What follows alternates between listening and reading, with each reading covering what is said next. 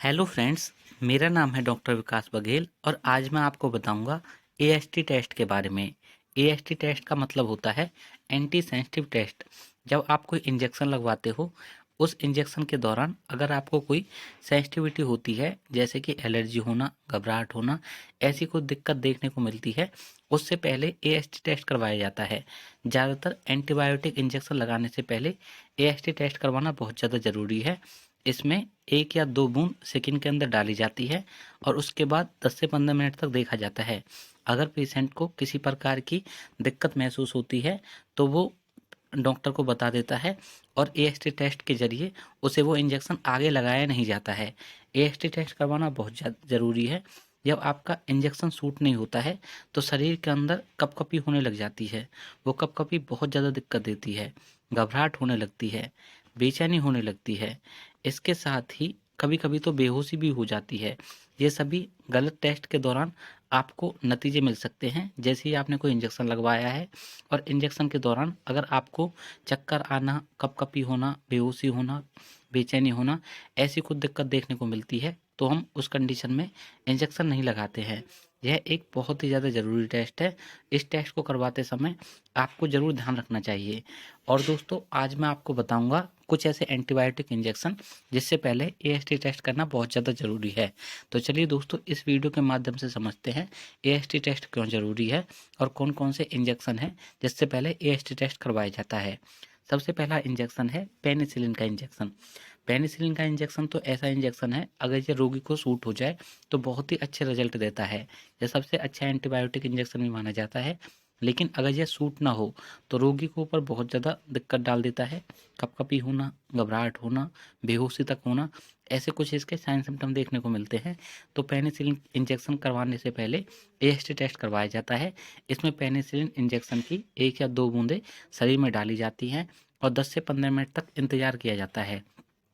अगर रोगी को कोई बेचैनी या घबराहट नहीं होती है तो इस इंजेक्शन को पूरा लगा दिया जाता है, वरना कोई दिक्कत होने पर इस इंजेक्शन को बीच में रोक दिया जाता है। ऐसे ही दूसरा इंजेक्शन होता है पेनिसिलिन जी इंजेक्शन के नाम से। ज़्यादातर इस इंजेक्शन का इस्तेमाल भी एएसटी टेस्ट के जरिए ही किया जाना चाहिए, क्योंकि अगर यह सूट हो जाएगा तो अच्छे रिजल्ट देगा, लेकिन अगर यह सूट नहीं होगा तो शरीर में बहुत सारी दिक्कतें ला सकता है। सिंपल तरह का एक एंटीबायोटिक होता है सेफ्टायोक्सोन इंजेक्शन। इस इंजेक्शन को डॉक्टर सबसे ज़्यादा लगाते हैं और ये ज़्यादा दिक्कत भी नहीं देता है। लेकिन अगर एक ही पेशेंट को लंबे समय तक इसी इंजेक्शन को लगा रहे हैं तो उसमें बहुत सारी एंटी सेंसिटिव दिक्कतें आने लगती हैं।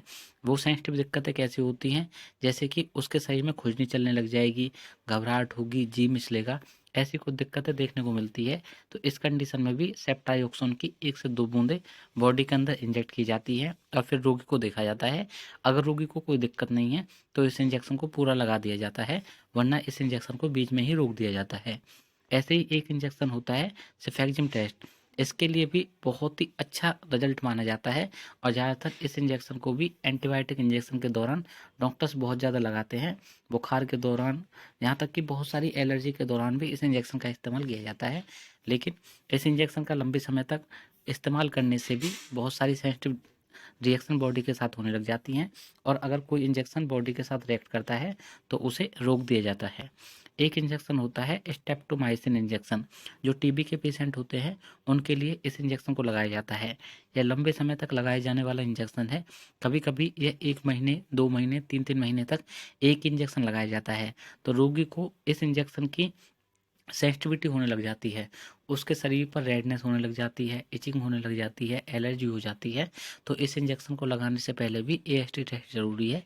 1 से 2 बूंदें बॉडी के अंदर डाली जाती हैं और फिर बॉडी को देखा जाता है। अगर बॉडी रिएक्शन करती है तो इस इंजेक्शन को आगे नहीं लगाया जाता है। कुछ सिंपल इंजेक्शन होते हैं जैसे कि amikacin injection, kanamycin injection, gentamicin injection.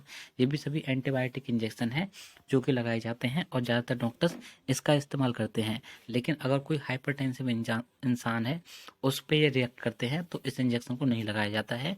और ध्यान रखा जाता है कि अगर किसी हाइपरटेंसिव जो इंसान है वो किसी प्रकार का मेडिसिन का इस्तेमाल कर रहा है, इस इंजेक्शन से उसके शरीर पर रिएक्शन होती है तो इस इंजेक्शन को रोक दिया जाता है। एक इंजेक्शन होता है मेरोपेनम इंजेक्शन। ये बहुत ही ज़्यादा महंगा इंजेक्शन होता है और ये हर व्यक्ति पर सूट भी नहीं होता है।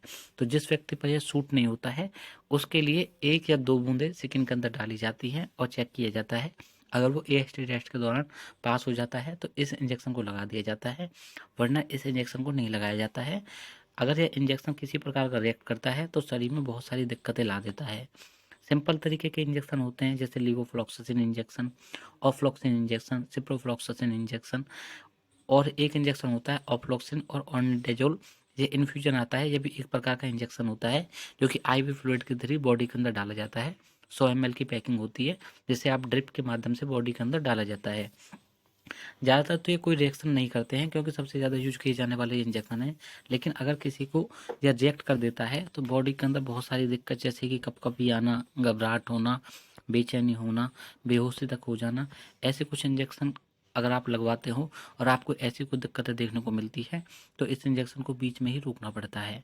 यह सबसे ज़्यादा इन्फॉर्मेटिव बात आपको आज पता चल रही है। तो इन इंजेक्शन को लगवाने से पहले डॉक्टर भी एएसटी टेस्ट करता है। हालांकि जो आमतौर पर इंजेक्शन यूज किए जाते हैं उनमें एएसटी टेस्ट की ज़रूरत नहीं होती है। कुछ इंजेक्शन होते हैं जो सबसे ज़्यादा यूज किए जाते हैं, इनके लिए एएसटी टेस्ट करवाना बहुत ज़्यादा ज़रूरी है।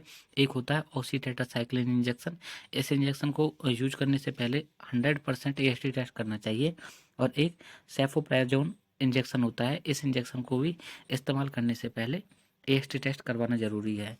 ये एएसटी टेस्ट ज़रूरी रहते हैं, इससे आपके शरीर पर अच्छे लंबे समय तक भी ध्यान रखा जाता है। अगर आपकी बॉडी रिएक्ट नहीं करती है तो अच्छी बात है, अगर बॉडी रिएक्ट करती है इस इंजेक्शन के प्रति तो इस इंजेक्शन को बीच में ही रोक देते हैं। कुछ इंजेक्शन होते हैं जैसे कि multivitamin injection, pain killer injection, ये ज़्यादातर सभी को सूट हो जाते हैं, इसलिए उनके लिए कोई दिक्कत वाली बात नहीं होती है। दोस्तों आज की वीडियो में इतना ही। उम्मीद करते हैं आपको हमारी वीडियो पसंद आई होगी। अगर आपको हमारी वीडियो ज़रा सी भी पसंद आई है तो आप हमारी इस वीडियो को लाइक करें। चैनल पर नए हैं तो चैनल को सब्सक्राइब करके बेल आइकन जरूर दबाएं ताकि न्यू वीडियो की नोटिफिकेशन आपको मिलती रहे। इसके साथ ही दोस्तों आप इस वीडियो को 10 लोगों तक शेयर करें ताकि उन लोगों को भी एएसटी टेस्ट के बारे में पता चल सके और वो एंटीबायोटिक इंजेक्शन लगवाने से पहले एएसटी टेस्ट जरूर करवाएं। इससे उनकी बॉडी पर अच्छा प्रभाव पड़ेगा और किसी प्रकार का रिएक्शन भी नहीं होगा। मिलते हैं दोस्तों अगली वीडियो में, तब तक के लिए आप सभी को मेरा नमस्कार। यहाँ तक वीडियो को देखने के लिए आप सभी का बहुत बहुत धन्यवाद।